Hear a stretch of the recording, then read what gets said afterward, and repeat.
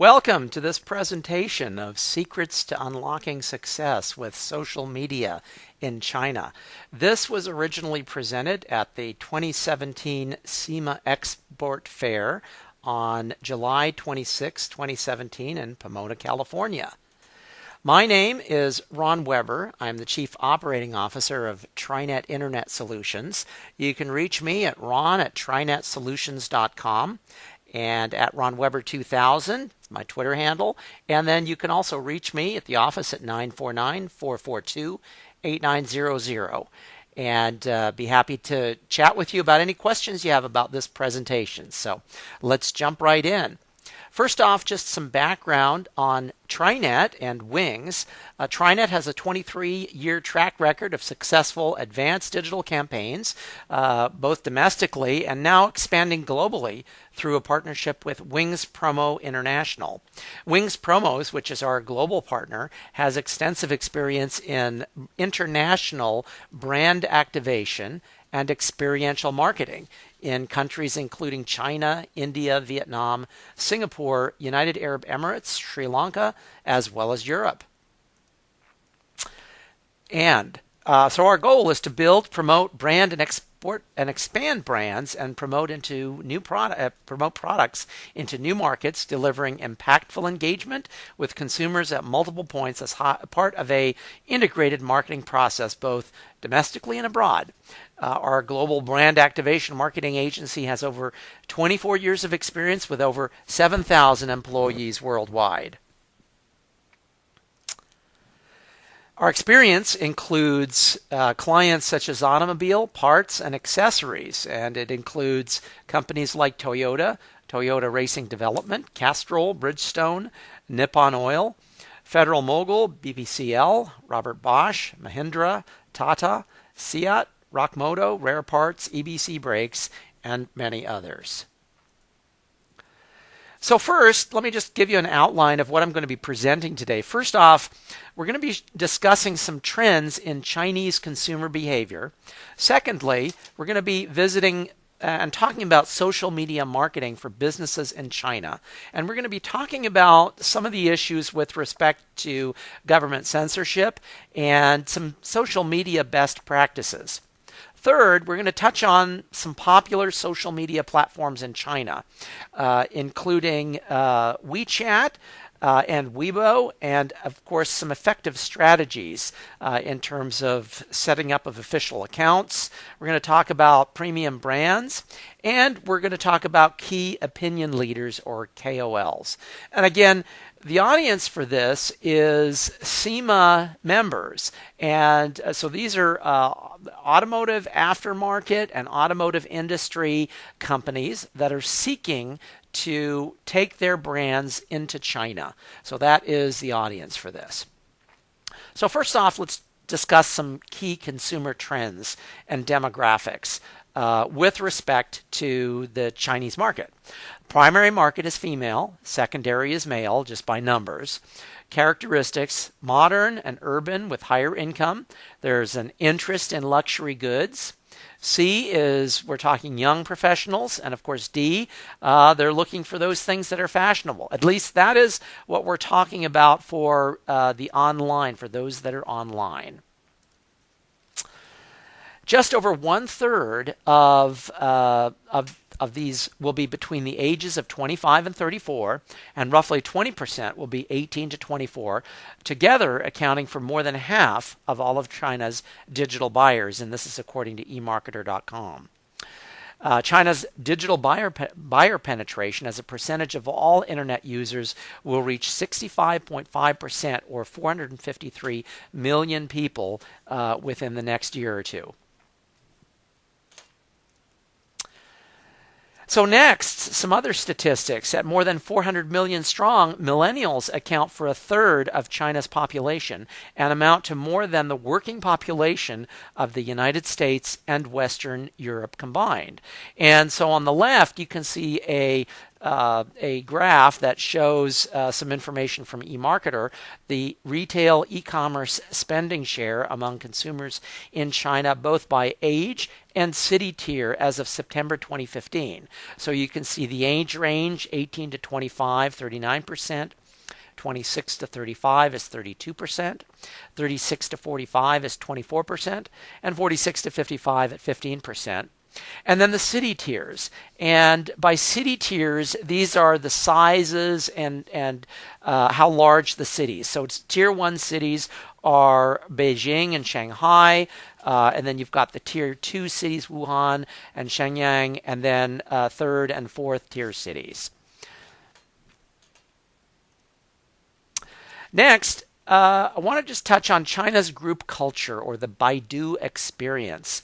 The preferences and norms of the group to which an individual belongs has a tremendous influence on purchasing habit.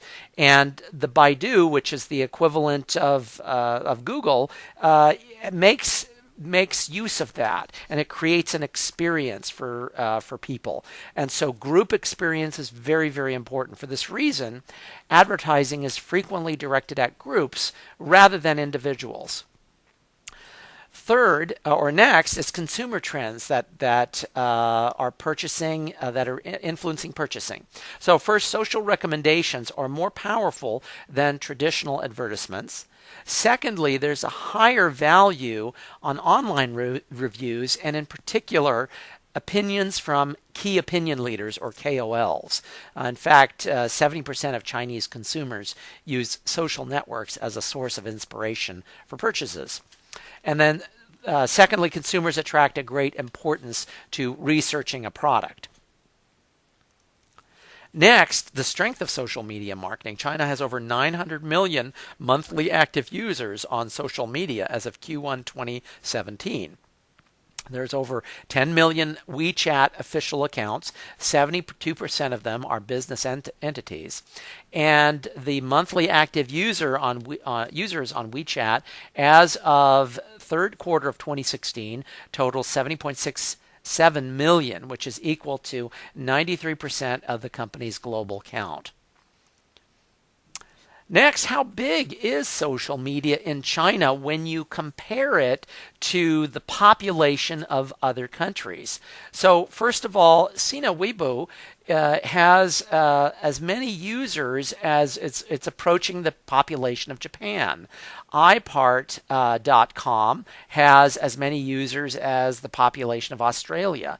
51.com has 130 million users, roughly equivalent to Pakistan's population.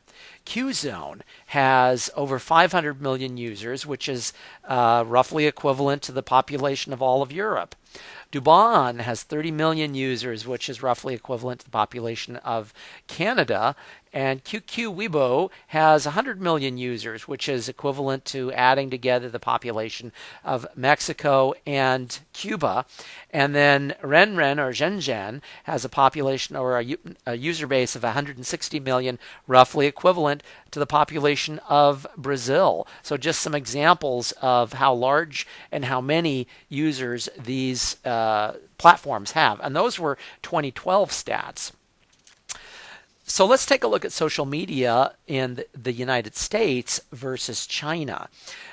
So if you look at the online population in China versus the online population in the United States, 91% of the online population in China has an account on a social media site, as compared to 67% of the online population in the United States. So there's a much higher use of social media in China.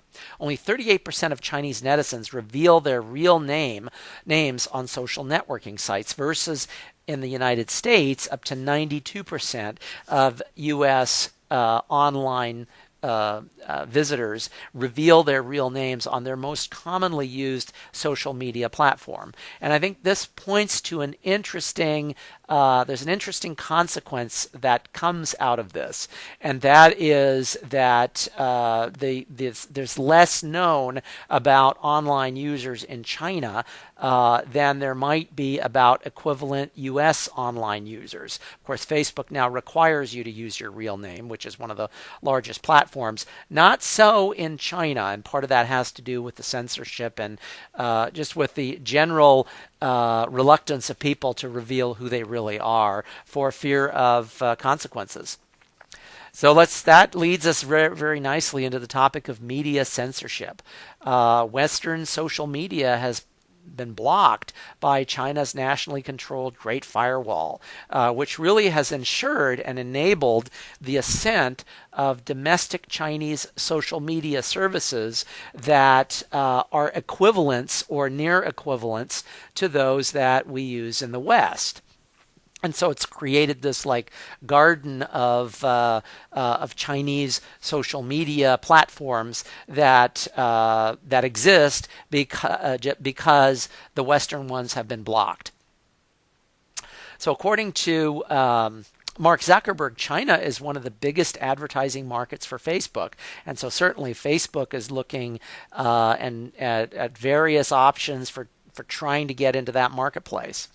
In order to access blocked foreign sites from mainland China, you have to use a virtual private network. So very few people know how to do that or really have access to do that, because you would really have to connect to a virtual private network through a encrypted connection to a server that's outside of China.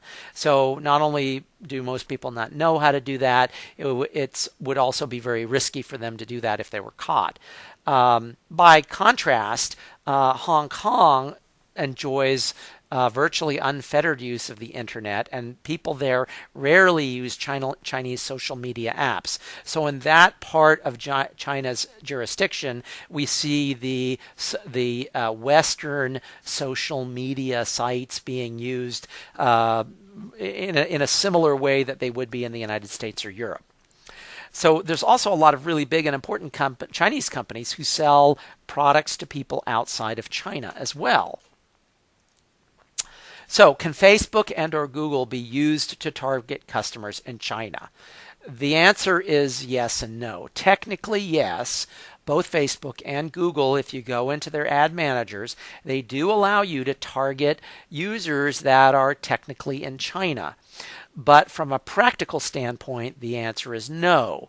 Both of those ad managers show you how many people you can reach, and just by looking at the numbers, it's clear that the numbers are very small compared to the total number of people that are in China. So clearly it's reaching a very, very, very small percentage of people in China.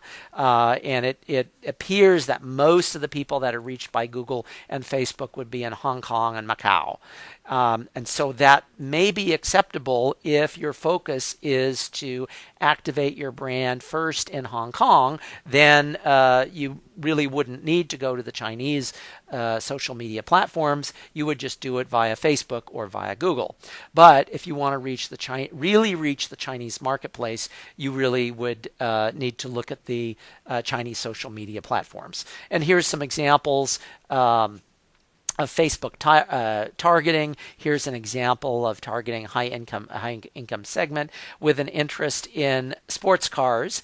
And so here we're choosing the audience. We've chosen China, and it shows a sports car, and it shows the potential reach of about 5,600 people, which is a very, very small number of the total audience. So it's clear that within Facebook, while technically we can target people which are listed as in China, we're reaching a very small portion of those. And here's a Facebook ad sample of what that might be: a Chinese company advertising to a U.S. audience on Facebook, and a TRINET Facebook business page sample as well. Just an example of what those might look like.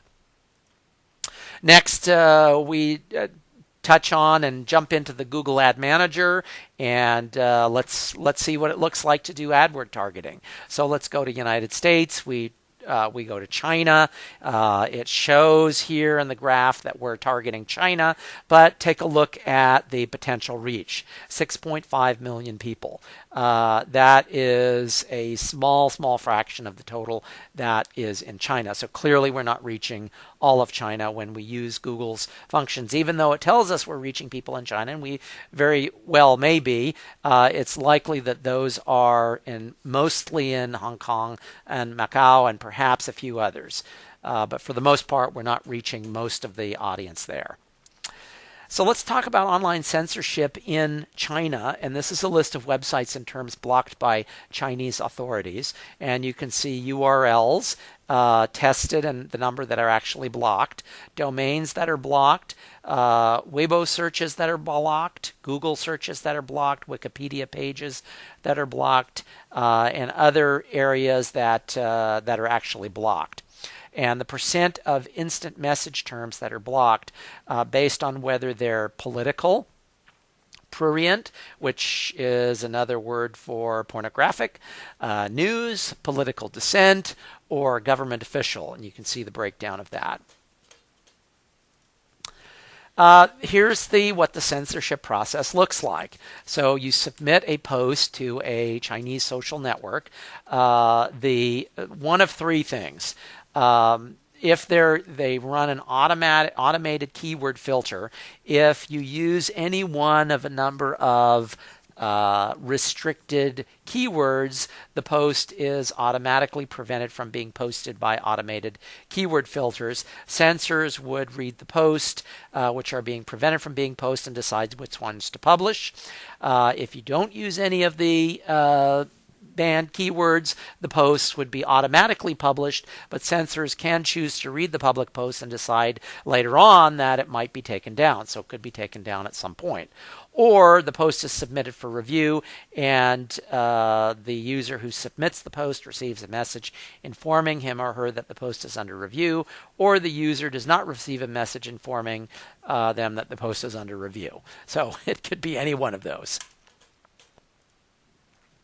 So the automatic filters, they examine the content with the aim to find out whether the content contains three categories of words. And those are, first, masked words, second are sensitive words, and third are taboo words. The masked words are automatically replaced by an asterisk. Sensitive words are sent to censors for review, and taboo words, those posts are automatically removed and they're not allowed to be posted. So censorship violations. Publishers of social media content that violate the censorship guidelines are often arrested or fined. Here's a cartoon that says, "I'm here for 2 murders. What are you here for?" For 2 likes on Facebook. So for this reason, this is one of the reasons why a much higher percentage of the social media users on Chinese social media networks do not use their real names. And why it's more difficult to target, because people will not provide as much profile information, and what profile the information they provide is probably very inaccurate. So it cannot be trusted in the same way that you might be able to on Facebook, because those profiles are used for things like targeting ads and creating lookalike audiences. So that is a problem on social media sites in China. You don't have as good an ability to be able to target users because of that. So here's some social media equivalents. So we've got, for Facebook, you have QQ and Qzone.com. You've got Caixin, which is the second one down, and then you have Zhenzhen, or it's spelled Renren, but it would be pronounced Zhenzhen. Then you've got WhatsApp. The equivalent would be WeChat. Then you have the equivalent of Twitter, which would be Weibo, or Tencent Weibo. Either one of those, Tencent Weibo. Then you've got UQ, which is the equivalent of YouTube. You've got Jiangping, which is the equivalent of Yelp, and you have Tianji, which would be the equivalent of LinkedIn. So let's take a look at top 10 Chinese social media platforms. So here you have a look at the total number of accounts, what the U.S. equivalent is, and so you can compare them all in one slide. So you might want to take a snapshot of this slide, or this is a handy slide for reference purposes because it compares them all in one slide. It's a useful one to look at. So social media plus mobile devices plus QR codes. So QR codes are very popular in China. You can scan a QR code with your mobile device, and that can then link you to your WeChat account for exclusive offers and promotions. QR codes can, of course, be embedded in physical advertisements, or they can be included on the products themselves. And there's a photo of some examples of what that would look like. So some Chinese social media trends. So the core of China's digital and social landscape is the BATS platform. That's Baidu, Alibaba, Tencent, and Sina, which has about 2 billion users together. Secondly, you've got the payments solution integration. You've got Alipay and Tenpay. WeChat, of course, is the go-to platform for e-commerce transactions, including person-to-person bill payment and investment. Third, there's innovations in video. And the fourth is this rising subcategory of internet influencers. So let's talk first about WeChat official accounts. So there's 10 million WeChat official accounts. 72% of them are business entities, compared with only 65 million business pages that are created on Facebook and in the U.S., and another 5 million businesses on Instagram in the U.S. For business type profiles. And the business use of social media as a marketing tool presents certainly a vital and necessary success factor. There's 3 kinds of WeChat official accounts. There's the subscribe official account, the service official account, and then the corporate official account. And then of the 3 kinds of WeChat official accounts, there's subscription, service, and of course enterprise as well. So subscription accounts, these allow for daily news updates, while service accounts allow for advanced options and increased visibility on a user's timeline. A service account message will appear alongside your friends' messages, and you can push 4 updates per month. And then there's a full range of functions available through the WeChat platform, such as taking payments, Shake, or using WeChat coupons. One thing I should note is that, especially when you take a look at the Chinese social media platforms, is when you compare them to the Western platforms like Facebook and Twitter, most things, even on a commercial account that you would think would be free, they charge for in China. So just just a difference there. They charge for things that you're not charged anything for on Facebook. Of course, in either case, you still have to pay for advertising.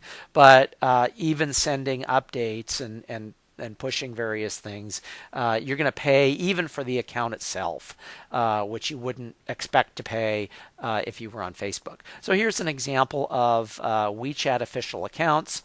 It shows a subscription account and a service account. It shows you how many messages you can send out, your visibility, the requirements, whether it can be an individual or a company, or if it's companies only. The menu interface, whether or not you're allowed push notifications, geolocalization, voice recognition, QR codes, whether you can collect user data, and e-commerce. You can see the differences there, and you have to pay for either one of those, which you wouldn't normally you don't have to pay for the privilege of a Facebook account or a Twitter account. Of course, you have to still pay for the advertising, but not to set up the account. To register an official account as a foreign business, WeChat does not publish guidelines for non-Chinese registered companies. It's highly discretionary. There's a preference for larger publicly held companies, of course, because they're better known. Business credentials are required for validation of the account. Those are very important. As a general rule, the more documents you can send, the better. Make sure to give copies of anything that further validates the existence of the business. Fraud is a big problem in China. Here's an example of some WeChat official accounts. As the BMW on the left. You can scan the QR code below to see details of this particular BMW campaign. Here's a BMW WeChat mini site that was used to incentivize followers to participate at some regional campaign events. Some more examples of BMW advertising. The campaign retweets from the aggregator media and influencer key opinion leaders can extend reach across the target audience during launch. So some examples of that. Foreign brands, premium segments. So foreign brands still hold a leadership position in the premium market. So what that means is that because you are a U.S. company that's looking to bring your product into the Chinese marketplace, by virtue of the fact that you're a foreign company and a U.S. company, that's viewed as higher quality, viewed as premium. And so there's a that's looked at very favorably.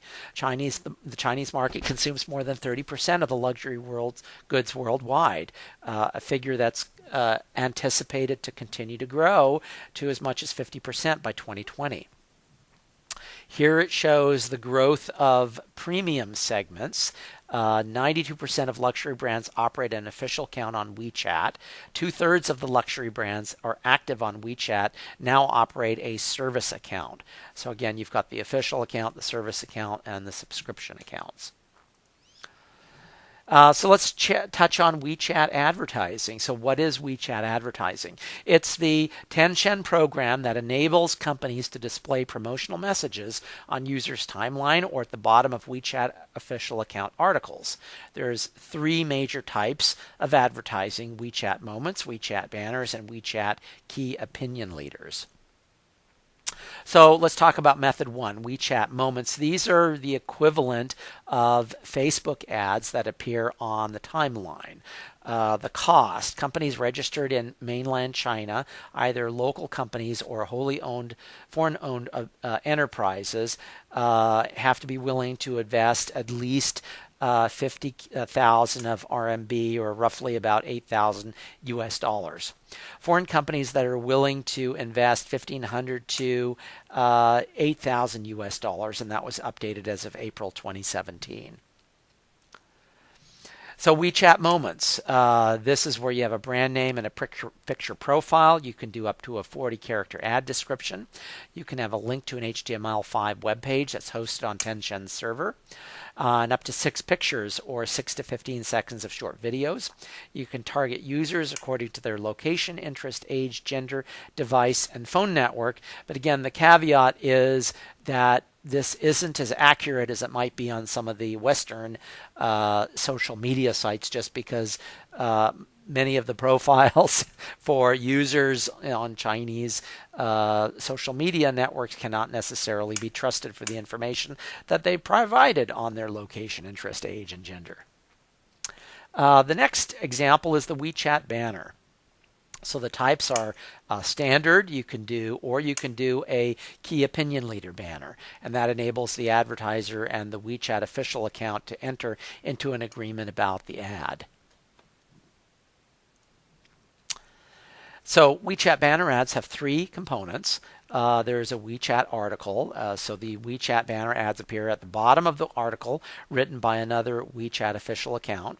There's an ad banner, and in that case the banner contains a logo, account name, and headline.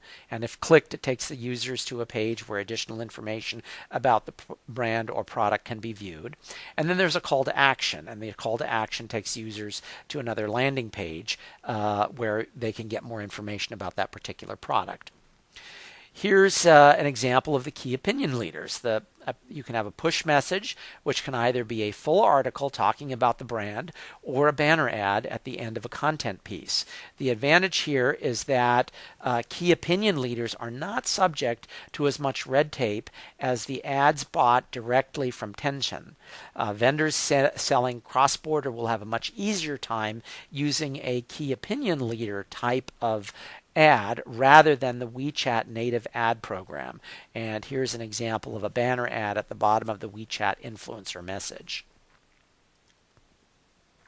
Here's an example of some of the best WeChat auto campaigns of 2017. Here's one that BMW did. It's a great example of a clickbait title and thumbnail picture. The article starts with this news has just been deleted by BMW, with a classic WeChat warning sign after an article is censored, of course making it irresistible for anybody to click on it.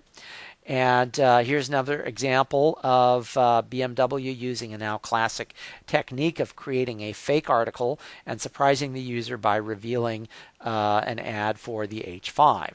The key is that the design of the overall campaign, which takes the user smoothly from the first click to the final call to action. Here's an example of a Buick ad. Using comic book storytelling. The secret agent gets captured by a gang. It's up to you to reorder and select actions which will enable him to escape. The story ends with an invitation to join a test drive for the latest model. And why it works, it's a great design. The product is well embedded inside the campaign. The concept is original, and there's a clear and actionable call to action. There's new WeChat clickable banner ads, and this type of ad appeared because the advertiser of the sponsored ad is a WeChat ads partner, and then you can say, it says, please like if you enjoy the ads. So a WeChat banner is now clickable. The Benz banner has a call to action button on the lower right side. There's a visible sponsored tag which appears underneath the ad, and when tapping on the call to action, there's a pop-up text that explains this new ad form. Senior WEIBO advertising. So there are 4 types. There's display ads, WEIBO search engine promotion, fan headlines, also known as fan stops, and a fan tunnel. So for WEIBO advertising, so here are Twitter-like sponsored tweets, an example of one that BMW did. So the challenges to marketing on WEIBO is low quality of followers affects the reach of shared content. Not all of the content shared on the WEIBO newsfeed is seen by followers. And third, WEIBO lacks a proper way to gain potential followers. So some downsides to some of that advertising. Here's some details about WEIBO account overseas verification. A list of the necessary documents and information is listed below. The fee depends on your country. On average, a foreign company will have to pay between $800 and just over $1,000 for the privilege of opening a WEIBO account. You'll need the company's registration documents and business licenses translated into Chinese. You'll need an application letter and third-party authorization letter, including the legal person's signature, a purchase order form, an official website URL, detailed introduction to the company's products and or services, and an operations person or team contact information.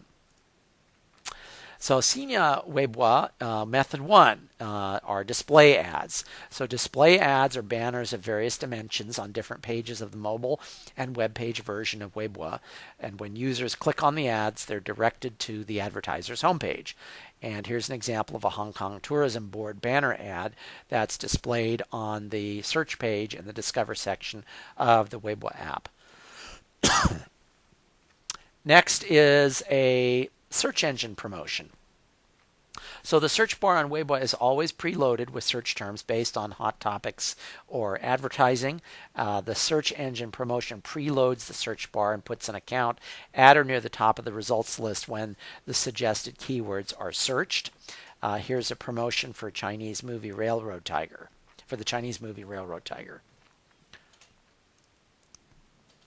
Method 3 is a fan headline.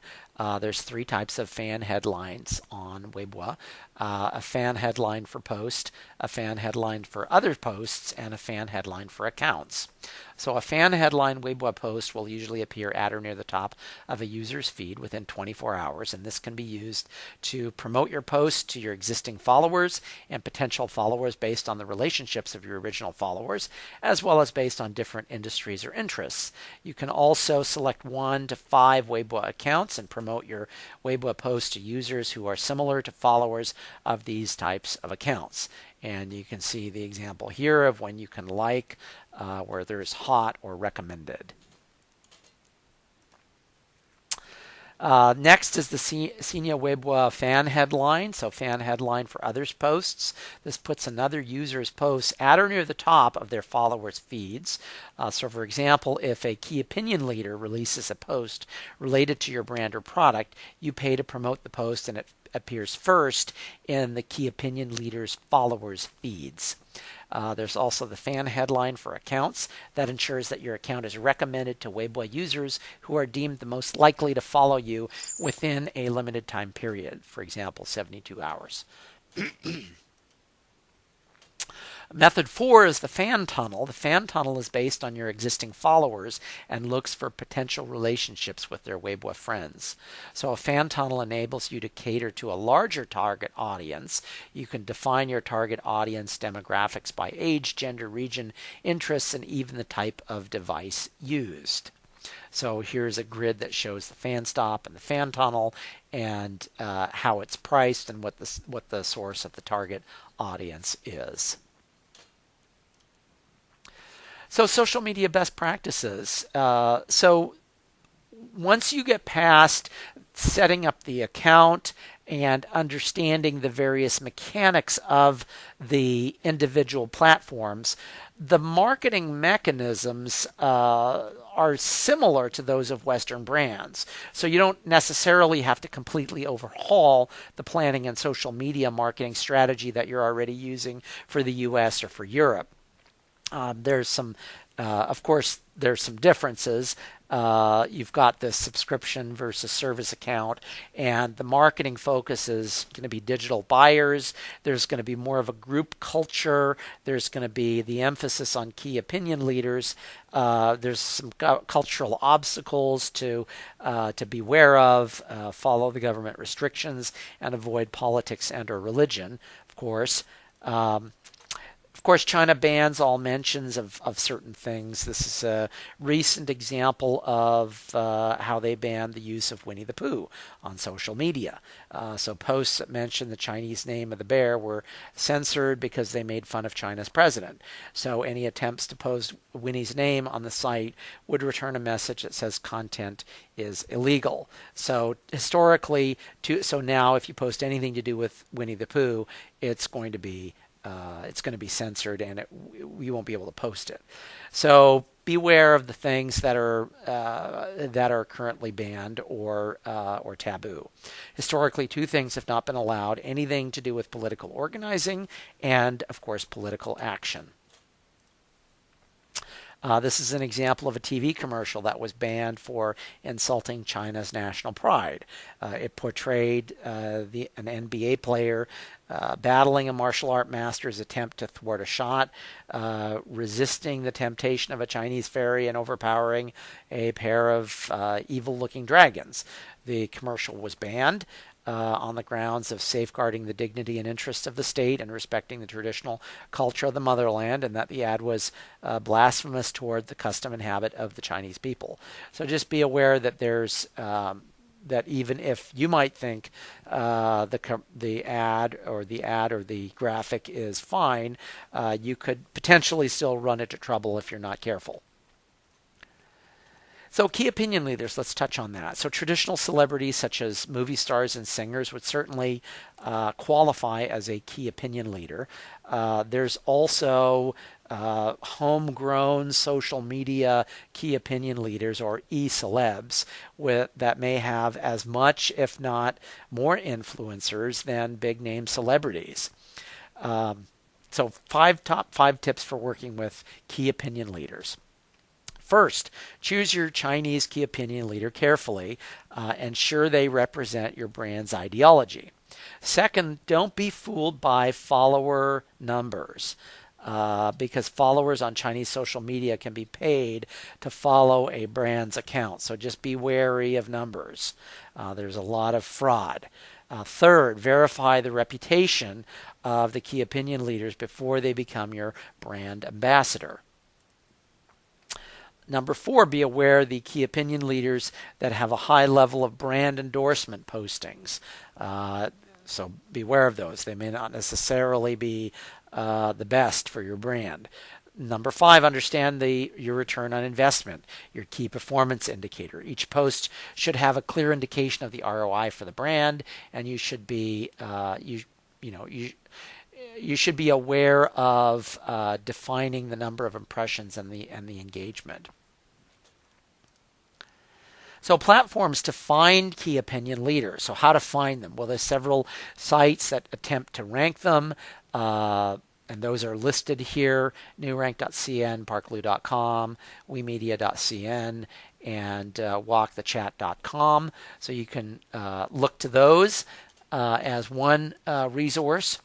And then there's some other WeChat key opinion leaders. So when you find them, WeChat key opinion leaders can talk about almost anything from beauty to work to parenting. The most common approach for a WeChat key opinion leader is to create a verified official account and regularly post content for fans. The platform allows people to create long, detailed pieces and to include pictures, GIFs, and videos. And number 4, compared to Weibo, WeChat is more private and personal. WeChat users interact with each other with private chats or moments, which is a function kind of like a Facebook wall to post and share content. Weibo KOLs, some other points. Weibo is known to spread information faster than WeChat because of its open platform design and less expensive advertising.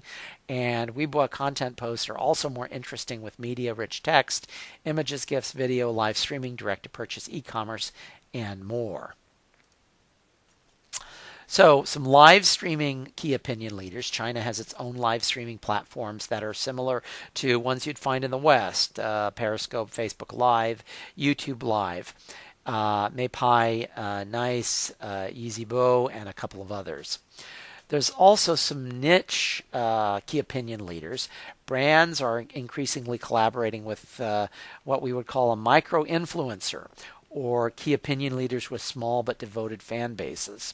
And this community of key opinion leaders usually gains influence via their professional insights or their knowledge in a specific field.